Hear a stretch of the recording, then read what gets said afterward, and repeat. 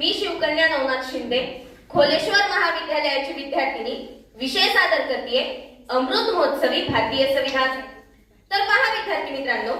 1947 रोजी भारताला संपूर्ण स्वातंत्र्य मिळाले असे म्हणता जेव्हा एखादा सूर हेच का खरे स्वातंत्र्य या मानसिकतेकडे निघायला लागतो, तेव्हा 1947 रोजी मिळालेल्या याच स्वातंत्र्य नावाच्या शब्दाने आपल्याला नक्की दिले तरी काय? मग राजशाही ते लोकशाही, लोकशाहीसाठी निर्माण केलेले संविधान, याच संविधानाने दिलेले सार्वभौम प्रजासत्ताक राज्य, ज्यात प्रत्येक व्यक्तीला मिळाले मूलभूत हक्क, सत्ता विभाजनाच्या तत्वाने केंद्र सरकार आणि राज्य सरकार यांत केलेली फारकत, आणीबाणीच्या काळात राष्ट्रपतींना दिलेले विशेष हक्क, आर्थिक स्तरावर स्त्री पुरुष समानतेसाठी लागू केलेले समान वेतन धोरण, अनुसूचित जाती जमातींसाठी दिलेल्या विशेष अधिकारांपासून ते आज अनुच्छेद 370 रद्द करत एक देश एक निवडणूक येथपर्यंतचा प्रवास करण्याची मुभा ज्या स्वातंत्र्य नावाच्या शब्दाने दिली, त्याच शब्दाच्या हातात हात घालत अमृत महोत्सवाच्या टप्प्यावर येऊन ठेपलेल्या भारतीय संविधानाने एक राष्ट्रीय ग्रंथ म्हणून केलेल्या एकूण प्रगतीचा वा अधोगतीचा आढावा घेण्यासाठी उपस्थित पुन्हा एकदा विषय सादर करते अमृत महोत्सवी भारतीय संविधान। तर पहा विद्यार्थी मित्रांनो, मुळात भारतीय संविधान हे सार्वजनिक जीवनात चालताना दिसले पाहिजे, त्याप्रमाणे कृती घडल्या पाहिजेत, तरच सार्वजनिक जीवनाचे महानाट्य उभे राहील, अन्यथा संविधानाचे नाटक केले जाईल, ज्यात रंगमंच आणि नेपथ्य हे संविधानाचेच असेल, मात्र त्यावर उलगडणारे महानाट्य हे मूलभूत तत्वांशी विसंगत असेल। मग असे होऊ नये यासाठीच घटनाकारांनी समाजातील गतिशीलतेचा आयाम लक्षात घेत घटना दुरुस्तीसाठी संविधानाच्या 20व्या भागात 368व्या अनुच्छेदाचा समावेश केला, ज्यात विविध घटना दुरुस्तींचा अधिकार हा संसदेला देण्यात आला, ज्याद्वारे करण्यात आलेल्या 7व्या घटना दुरुस्तीने राज्याच्या पुनर्रचनेला नवी दिशा दिली, तर कधी 61व्या घटना दुरुस्तीने नवयुवा वर्गाला मतदानाच्या प्रक्रियेत सहभागी करून घेण्यासाठी मतदानाचे वय 21 वर्षांवरून 18 वर्षांवर गेले। राजकारणातली व्याप्ती वाढत असताना 73 आणि 74व्या घटना दुरुस्तीने देशाचा चेहरा मोहरा बदलला, तर कधी 86व्या घटना दुरुस्तीने प्राथमिक शिक्षणाचा हक्क हा मूलभूत हक्क असल्याचे मान्य केले। मग अशा एक नाही तर 100हून अधिक करण्यात आलेल्या एकूण घटना दुरुस्त्यांनी संविधानाला एखादे बंदिस्त स्वरूप देण्याऐवजी काळानुरूप चालणाऱ्या कॉन्स्टिट्यूशन दॅट वर्क्सचे चालते बोलते स्वरूप दिले। एवढेच नव्हे तर गेल्या 75 वर्षात जो भारत धार्मिक आणि जातीय उतरंडीवर उभा आहे, त्याच भारतात हंसराज अहिर सारखा एखादा शेतकरी माणूस जर लोकसभा सदस्य बनत असेल, द्रौपदी मुर्मू सारखी आदिवासी जाती जमातीतील स्त्री जर राष्ट्रपती बनत असेल, पकोडे विकणारा मुकेश अंबानी सारखा सामान्यातील सामान्य माणूस जर आज आशिया खंडातील दुसरा सर्वात श्रीमंत व्यक्ती बनत असेल,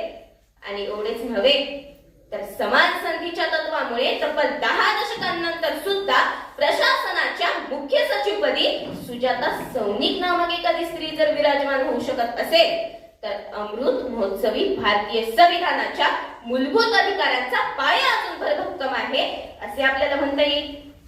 कधी नव्हे ते ऑपरेशन शक्ती, चांद्रयान 3, हायपरसोनिक क्षेपणास्त्र, प्रोबा 3 यांमार्फत भारत जर आज वैज्ञानिक विश्वात सुद्धा अग्रेसर होताना दिसत असेल, तर अत्यंत अभिमानाने आपल्याला असे म्हणावे लागते की अमृत महोत्सवी भारतीय संविधान हे त्याच्या अभिप्रेत उत्क्रांतीच्या दिशेने वाटचाल करीत चाललेले आहे। परंतु प्रत्येक नाण्याला ज्याप्रमाणे 2 बाजू असतात, अगदी त्याचप्रमाणे डॉक्टर बाबासाहेब आंबेडकर एकदा म्हणाले होते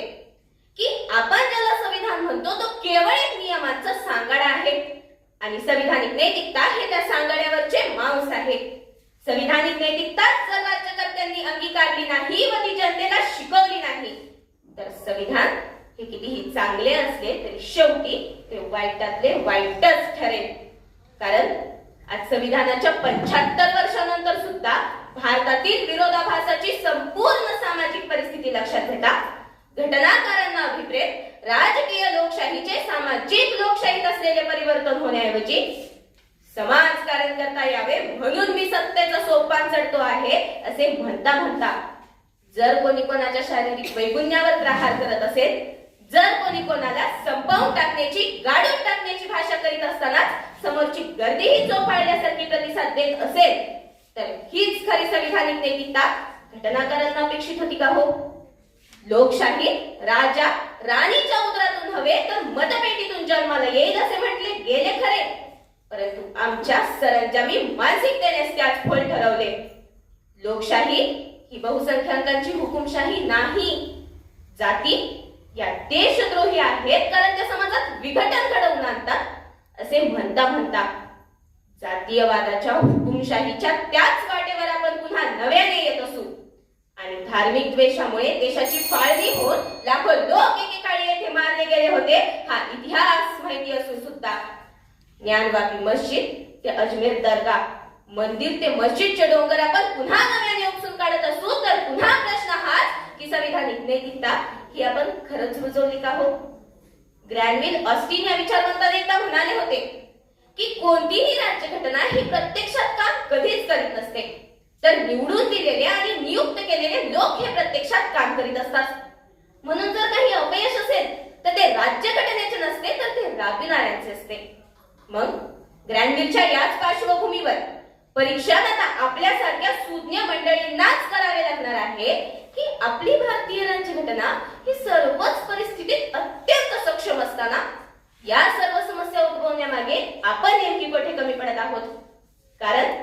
शेवटी एक गोष्ट लक्षात ठेवा, भारतीय राज्यघटना शरीर आहे तर उद्देश पत्रिका तिचा आत्मा आहे, प्रस्तावना तिचा आधारस्तंभ आहे तर अवघी घटना त्यावर उभी इमारत आहे. आणि आपल्याला ही उभी इमारतच जर टिकवायची असेल तर सर्वप्रथम तिचे आधारस्तंभ शरीर आणि आत्म्याला बळकट करायला हवे.